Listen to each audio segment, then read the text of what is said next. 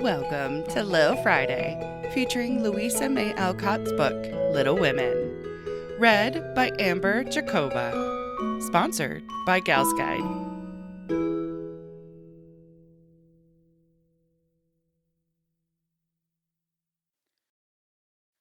Chapter 44.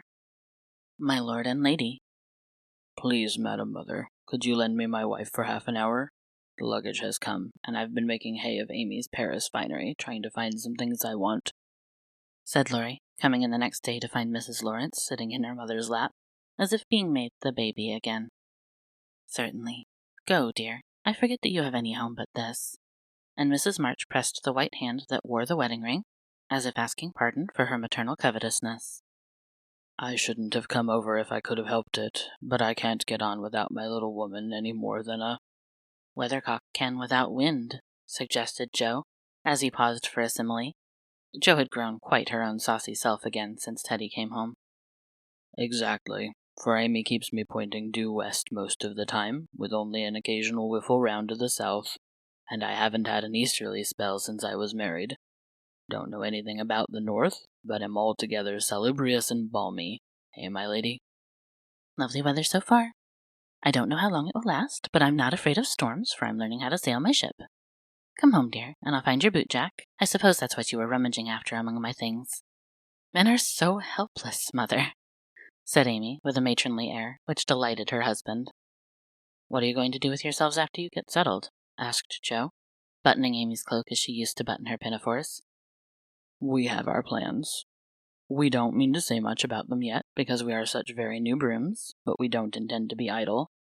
I'm going into business with a devotion that shall delight grandfather, and prove to him that I'm not spoilt. I need something of the sort to keep me steady. I'm tired of dawdling, and mean to work like a man. And Amy, what is she going to do? Asked Mrs. March, well pleased at Laurie's decision, and the energy with which he spoke. After doing the civil all round and airing our best bonnet, we shall astonish you by the elegant hospitalities of our mansion, the brilliant society we shall draw about us, and the beneficial influence we shall exert over the world at large. That's about it, isn't it, Madame Recamier?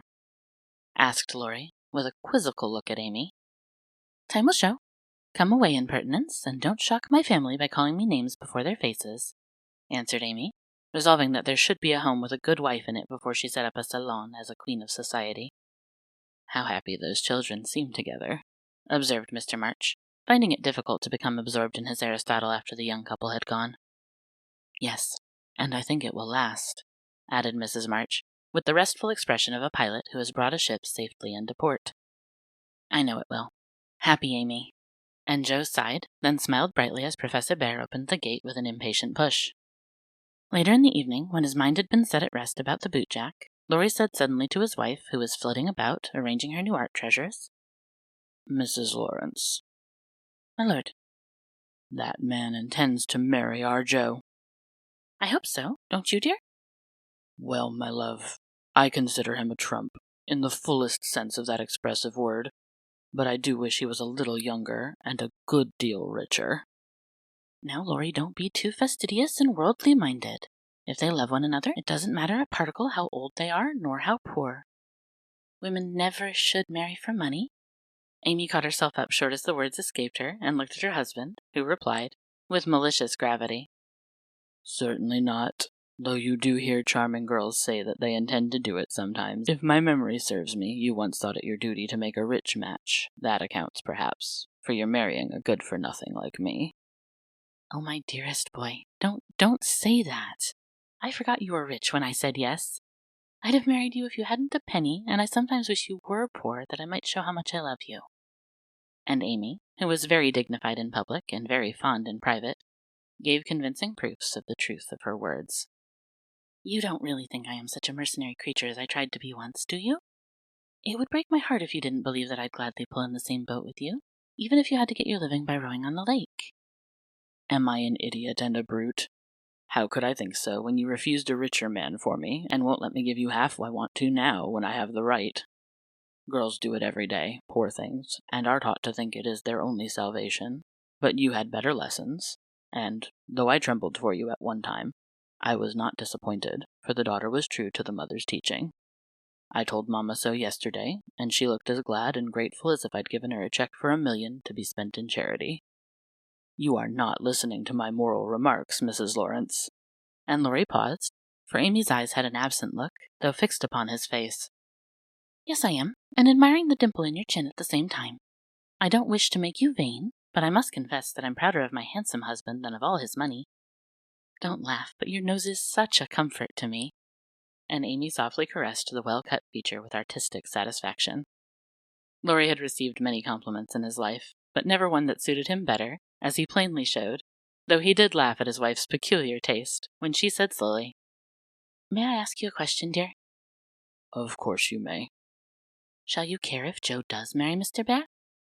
Oh, that's the trouble, is it? I thought there was something in the dimple that didn't suit you. Not being a dog in the manger, but the happiest fellow alive, I assure you that I can dance at Joe's wedding with a heart as light as my heels. Do you doubt it, my darling? Amy looked up at him and was satisfied. Her last little jealous fear vanished forever, and she thanked him, with a face full of love and confidence. I wish we could do something for that capital old professor. Couldn't we invent a rich relation who shall obligingly die out there in Germany and leave him a tidy little fortune?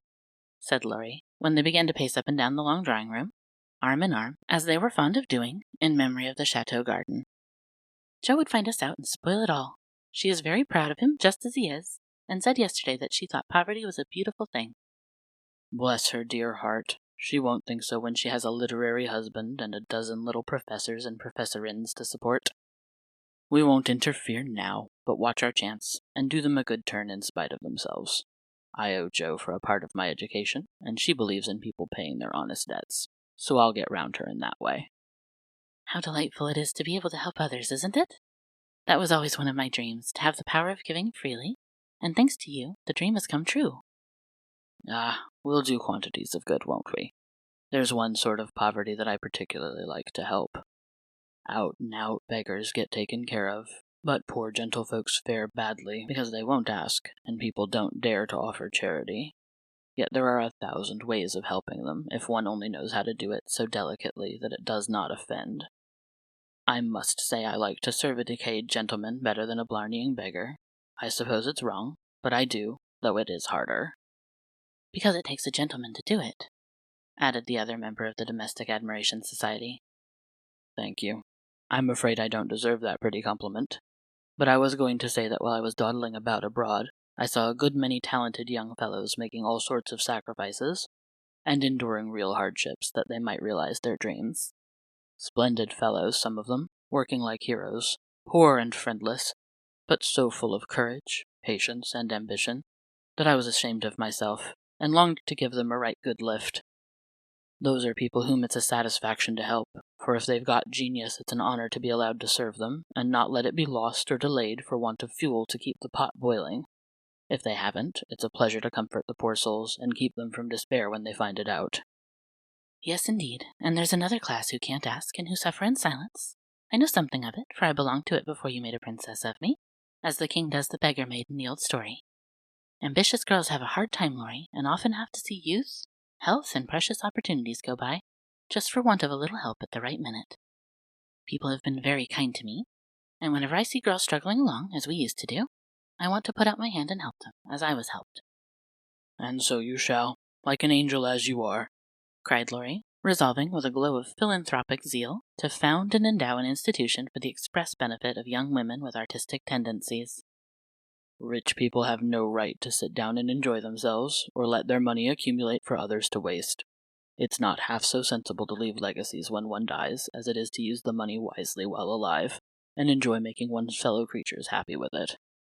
We'll have a good time ourselves, and add an extra relish to our own pleasure by giving other people a generous taste. Will you be a little Dorcas, going about emptying a big basket of comforts and filling it up with good deeds? With all my heart, if you will be a brave St. Martin, stopping, as you ride gallantly through the world, to share your cloak with the beggar. It's a bargain, and we shall get the best of it. So the young pair shook hands upon it, and then paced happily on again, feeling that their pleasant home was more homelike because they hoped to brighten other homes, believing that their own feet would walk more uprightly along the flowery path before them if they smoothed rough ways for other feet, and feeling that their hearts were more closely knit together by a love which could tenderly remember those less blessed than they.